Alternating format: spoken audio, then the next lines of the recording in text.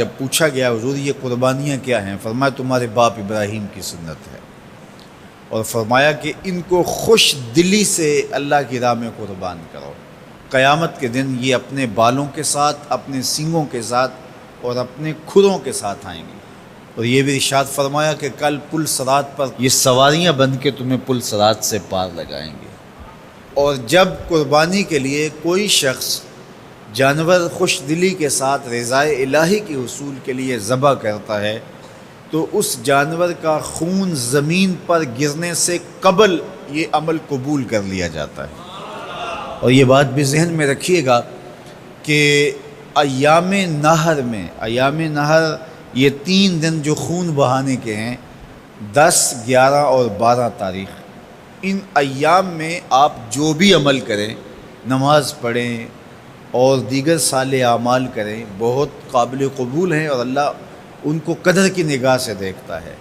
لیکن ان ایام میں جو سب سے زیادہ اللہ کو محبوب عمل ہے وہ راہ خدا میں خون بہانا ہے، قربانی پیش کرنا ہے۔ تو قربانی کا کوئی اور متبادل نہیں ہو سکتا۔ کچھ لوگ یہ فلسفہ ان دنوں کے اندر بیان کرتے ہیں کہ 20-50 ہزار کی قربانی کرنے کی بجائے اتنے اگر کسی غریب کو دے دیے جائیں تو اس کے 2-3 مہینے خیریت سے گزر جاتے ہیں اور وہ گھر کے اندر جو ہے وہ ضرورت کی چیزیں ڈال لے، تو گوشت تو 2-4 دن کے اندر کھایا پیا جاتا ہے، ختم ہو جاتا ہے۔ لیکن اگر اتنے پیسے کسی غریب کے گھر دے دیے جائے تو یہ اچھی بات ہے۔ تو اسلام کب اس عمل سے روکتا ہے؟ غریب کی مدد کیجیے، صرف عید کے دن ہی نہیں، مینڈے کی جگہ ہی نہیں، بلکہ اسلام تو راہ خدا میں جانور ذبح کر کے اسی جذبے کو بیدار کرنا چاہتا ہے کہ تمہیں گوشت کی ضرورت بھی نہیں تھی پھر بھی تم نے ذبح کر دیا، تو جہاں ضرورت ہوگی اور تمہاری ہمسائیگی میں، تمہارے اطراف میں جب کوئی غریب ہوگا تو پھر تم اس کے لیے ذبح کیوں نہیں کرو گے؟ اس کے لیے تم قربانی کیوں نہیں کرو گے؟ اِیثار کیوں نہیں کرو گے؟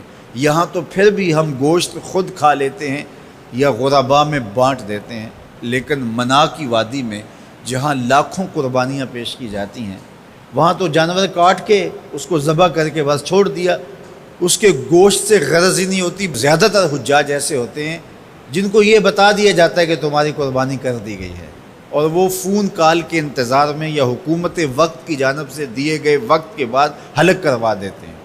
تو انہوں نے نہ اپنا جانور دیکھا ہوتا ہے، نہ اس کو ذبح ہوتے دیکھتے ہیں، تو صرف انہیں ٹائم بتلا دیا جاتا ہے یا ان کو کال کر دی جاتی ہے تو یہ ان کے لیے کافی ہوتا ہے۔ تو وہاں تو گوشت کھانا بھی مقصود نہیں، تو صرف اللہ کی رضا کے لیے جانور ذبح کرنا۔ تو جب رضائے الہی کے لیے جانور ذبح کرنے کا جذبہ پیدا کر کے تمہیں راہ خدا میں خرچ کرنے کی ترغیب دی جاتی ہے تو پھر تم پورا سال خرچ کرو گے، تمہارے لیے کوئی مشکل اور کوئی مشقت نہیں ہوگی۔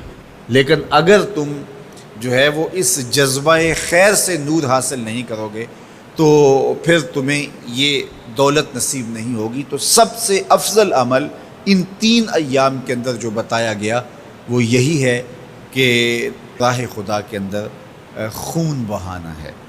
اللہ کے محبوب علیہ الصلاۃ والسلام کی خدمت میں جو ہے وہ مینڈے لائے گئے جو چتکبرے تھے، اور حضور علیہ الصلاۃ والسلام نے اپنے مبارک ہاتھ سے ان کو ذبح کیا۔